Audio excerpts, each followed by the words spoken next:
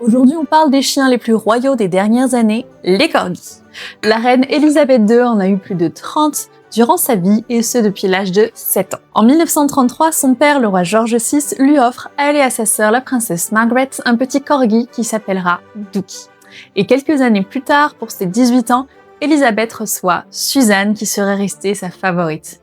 Suzanne est si importante pour elle qu'elle accompagne même la jeune princesse en lune de miel. Et tous les corgis suivants avec lesquels elle a partagé sa vie viennent d'elle. Parmi les plus célèbres, on trouve Emma, Willow, Holly, Monty, Lynette, Sugar ou encore Whiskey.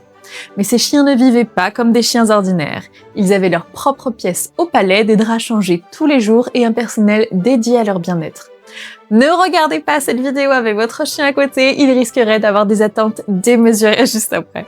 Leur repas était même cuisiné avec des ingrédients frais par des chefs royaux, rien que ça. Je veux dire, je pense qu'à ce rythme-là, ils mangeaient mieux que la plupart d'entre nous après une grosse journée de travail. Les majordomes apportaient les gamelles, mais la reine insistait quand elle était présente pour remuer elle-même la nourriture et la servir aux chiens pour qu'ils soient techniquement nourris par elle. C'était une manière d'exprimer son affection et de garder un lien intime avec eux, malgré son emploi du temps qui pouvait être, on s'en doute, bien chargé. À Noël, ils avaient même des cadeaux soigneusement emballés par le personnel, comme des os, des jouets, et même apparemment dans une interview, un ancien membre du personnel indique avoir emballé des friandises au chocolat. Donc j'espère juste qu'il se trompe ou qu'il s'agissait de faux chocolat, puisqu'on sait que c'est très toxique pour les chiens. Ne donnez surtout pas de chocolat à vos chiens.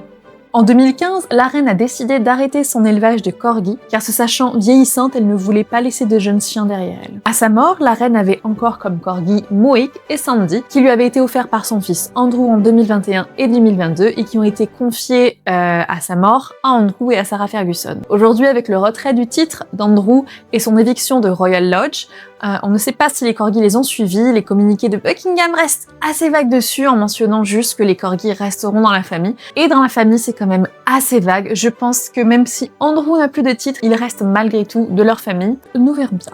Voilà pour la petite histoire des corgis de feu Sa Majesté la Reine Elisabeth II.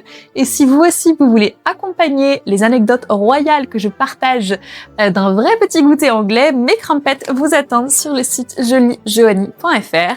Et je vous dis à bientôt pour un nouveau Tea Time avec Joanie.